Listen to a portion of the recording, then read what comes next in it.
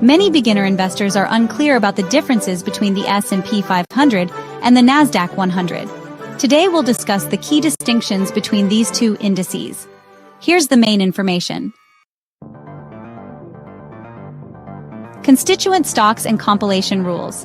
The S&P 500 includes the 500 largest companies by trading volume in the U.S. stock market, covering a broad range of industries. On the other hand, the Nasdaq 100 focuses on the top 100 non-financial companies traded on the Nasdaq stock market, primarily concentrated in the technology sector. Compiling institutions and methods. The S&P 500 is compiled by S&P Dow Jones, with selection criteria considering factors such as market capitalization, liquidity, and profitability.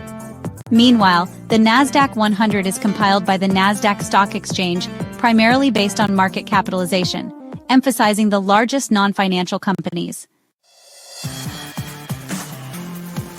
Industry distribution. The S&P 500 features a balanced industry distribution across 11 major sectors, including finance, IT, healthcare, consumer goods, and industrials. In contrast, the Nasdaq 100 is highly concentrated in information technology, communication services, and consumer goods, with IT typically accounting for over 50% of the index. Risk and return characteristics. When it comes to risk level, the S&P 500 is considered to have lower risk due to its large number of companies and diversified industries. On the other hand, the Nasdaq 100 has a higher risk because of its industry concentration, especially its heavy reliance on the technology sector, making it more vulnerable to tech market fluctuations. As for return performance, the S&P 500 generally offers stable returns over the long term. Meanwhile, the Nasdaq 100 can offer potentially higher returns when the tech sector performs well, but it can also experience significant declines during tech industry downturns. Weighting methods. The S&P 500 uses a traditional market capitalization weighting method, where companies with larger market caps have greater influence on the index's movement.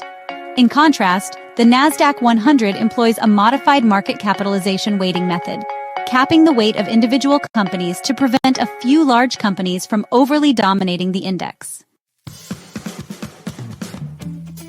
Market representation. The S&P 500 is often regarded as a barometer of the U.S. economy, with its constituent companies' total market value accounting for about 80% of the U.S. stock market. It reflects the overall performance of the U.S. stock market. The Nasdaq 100 primarily represents large non-financial companies on the Nasdaq, particularly in the technology sector, serving as a key benchmark for the tech industry. These distinctions highlight the different focuses and characteristics of the S&P 500 and the Nasdaq 100, helping investors choose the index that aligns with their investment objectives and risk tolerance.